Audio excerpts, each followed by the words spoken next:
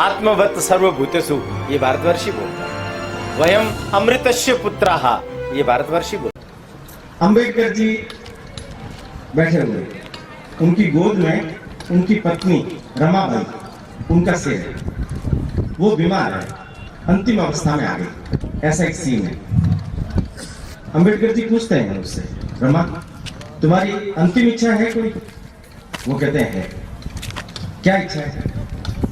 पंढरपुर महाराष्ट्र में उनके विठोबा के मैं दर्शन करना चाहती हूँ। अंबेडकर हाथ लगाते हैं सिर पर, यह संभव नहीं है, तुम कुछ और मांग लो। उसने कहा नहीं, एक ही इच्छा है। हिंदू समाज के अंदर पैदा हुई रमा अपने विठोबा के दर्शन इसलिए नहीं कर सकती थी कि वो अछूत। किसका दोष है इसे? अपने ही समाज में पैदा होने वाले व्यक्ति, राम और कृष्ण को मानने वाला व्यक्ति अपने भगवान के आराध्य के दर्शन नहीं कर सकता, मंदिर में नहीं जा सकता। कितनी ऊंच नीच छूत कौन दूर करेगा? हम। ये संकल्प उसमें से प्रकट होगा।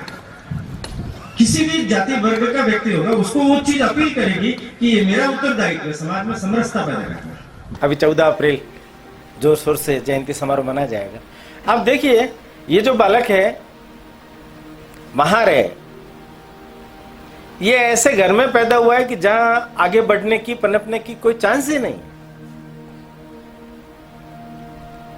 एक छोटा सा कमरा है, मां की छोटे से उम्र में मृत्यु हो गई, छोटे से कमरे में पिता और पुत्र शिफ्टिंग में सोते हैं, करते हैं, रोड लाइट्स से पढ़ते हैं, और बचपन में कितना कष्ट सहन करना पड़ता है। बारिश से बचने के लिए किसी घर के अहाते में जहां बकरियां बंधी हुई थी खड़े हो गए, तो घर वालों ने पूछा कौन है तू? महार। चल भाग यहां से, हमारी बकरियों को। बकरियां कैसे अछूत हो जाती? आदमी तो होता है मनुष्य।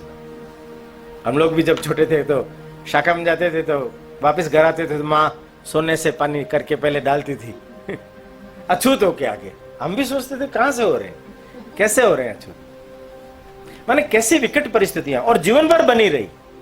वो व्यक्ति अर्थशास्त्र का जानकार, संविधान का जानकार, बैरिस्टर बनकर के आया, इतनी ऊंची पढ़ाई की उसने, अपनी प्रतिभा को उन्होंने विकसित किया।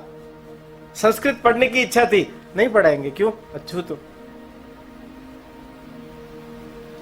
माने ये मैं विषय इसलिए भी चला रहा हूं कि समाज के अंदर ये जो इस प्रकार की प्रतिभाएं कहां कोई जाति देख करके थोड़ी पैदा होती है।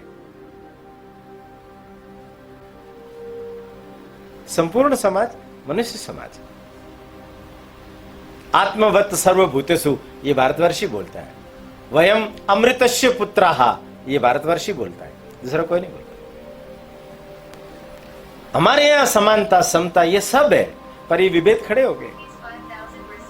कालांतर के बाद में भी ये चीजें ऐसी इस तरीके से खड़ी हो गई। ऐसी सारी परिस्थिति में हो जाने के बाद में भी उन्होंने अंतिम समय में बौद्ध धर्म स्वीकार किया। मुसलमान ईसाई नहीं बने। जिन्ना भी गए हैं, पादरी भी गए उनके पास मिलने के लिए, क्योंकि उनके अनुयायी बहुत। वो कहते हैं हिंदू समाज ने मुझे कष्ट जरूर दिया है, पर मैं हिंदू समाज को कष्ट नहीं दे सकता। समाज का पुनरुद्धार करूंगा, दलितों को जगाऊंगा, शिक्षित करूंगा, संस्कारित करूंगा, और देश के लिए, समाज के लिए कुछ काम करने के लिए उन्हें प्रवृत्त करूंगा।